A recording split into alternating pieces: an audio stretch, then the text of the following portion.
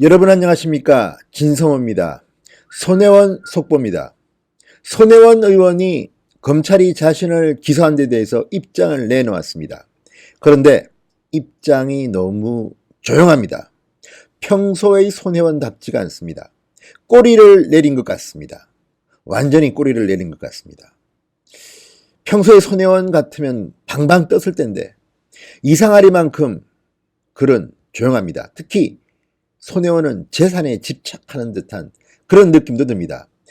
검찰이 기소한 다른 내용에 대해서는 별로 언급이 없습니다. 다만 차명재산 의혹에 대해서는 몇 마디 적었습니다. 왜? 손혜원이 약속을 했거든요. 검찰이 명명백백히 밝혀질 거라고 본다. 그리고 자신이 차명재산이 밝혀지면 전 재산을 환원하겠다고 이미 약속을 했습니다. 만약에 검찰 내용처럼 손혜원이 차명 부동산을 보유했다면 전 재산 다 내놔야 되는 거 아닙니까?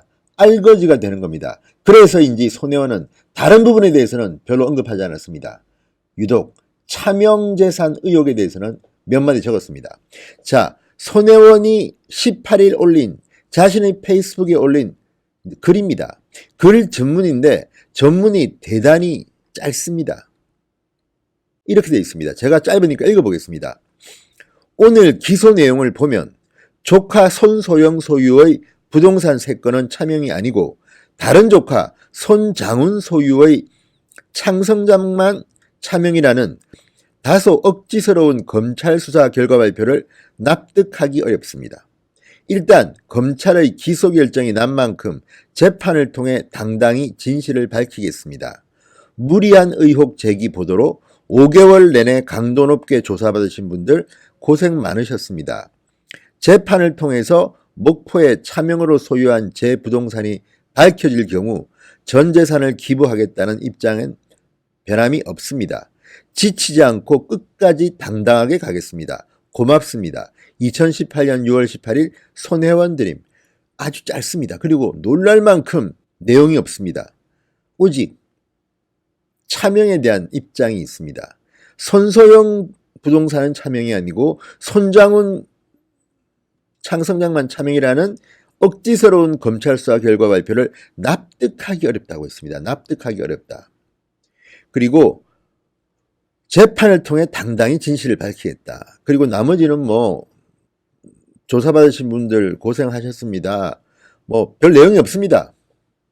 왜 이럴까요? 손혜원이 왜 이렇게 꼬리를 내린 것으로 보일까요? 지금 이 검찰 기소 내용의 핵심은 손혜원이 부당하게 정보를 빼가지고 투기를 했다는 겁니다. 그런데 여기에 대해서는 이런 방구 말이 없습니다. 지금 검찰 수사 결과에 보면 검찰은 지금 목포시청, 문화재청 다 압수수색을 했습니다. 그리고 나온 결과가 목포시 문화재 거리 부동산 투기 의혹이 있다는 겁니다. 그리고 차명 의혹도 있다는 겁니다. 자, 그런데 여기에 대해서 평소 같으면 논리정연하게 반박을 하고도 남았을 손혜원이 다른 이야기를 별로 하지 않습니다. 차명 의혹만 이야기합니다. 이 조카한테 준 재산은 차명이고 저 조카한테 준 재산은 차명이 아니다는 것은 받아들이기 어렵다는 겁니다. 사실이 아니라고 분명하게 딱 잡아 떼지 않습니다. 아무튼 묘합니다. 자, 지금 검찰은 목포시청 관계자에게 보안자료를 취득했다. 이 표현도 참 그렇습니다. 보안자료, 공개해서는 안 되는 자료를, 비밀 자료를 미리 보고 취득한 뒤 이를 토대로 목포시 도시재생사업구역에 포함된 상당한 토지와 건물을 무더기로 재단과 지인 등이 매입하도록 한 혐의입니다. 이거는요 상당히 중벌을 받을 겁니다. 구속될 가능성이 저는 90% 이상이라고 봅니다. 하지만 워낙 센 사람이니까 대통령 부인의 절친이니까 또 뒤로 어떤 일들이 벌어질지는 제가 모르겠습니다. 그러나 오늘 서울 남부지검이 밝힌 이 내용만 가지고도 충분히 우리는 유추해 볼 수 있습니다. 자, 지금 검찰이 보니까 그동안에 손혜원 주변을 탈탈 턴 것 같은데, 그래서인지 손혜원은 꼬리를 내리고 별로 이 팩트에 대해서는 말하지 않습니다. 가장 중요한 팩트는 목포시청 관계자에게서 보안 자료를 취득했느냐는 문제입니다. 이 모든 일들은 사실은 차명이냐 아니냐도 중요하지만 그것은 그 다음의 일입니다. 손혜원이 자기 이름으로 토지와 건물을 사면 노출이 되니까 자기 조카나 자기 남편의 재단이나 이런 것들을 통해서 집중 매입했다는 거 아니겠습니까? 그러면 그 이유는 오로지 목포시청에서 갖고 있는 보안자료, 목포시 도시재생사업구역에 대한 자료를 갖고 있었기 때문에 그 구역 안에 있는 토지와 건물을 집중 매입한 겁니다. 자, 이쯤 되면 손혜원은 사과를 해야 됩니다.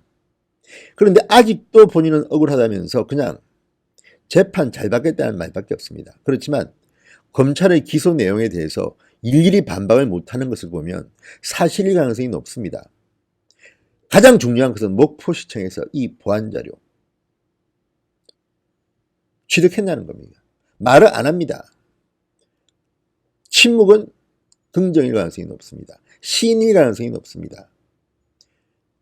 머지않아 우리는 손혜원 의원이 서울구치소 또 혹은 다른 구치소에 가는 광경을 보게 될지도 모르겠습니다.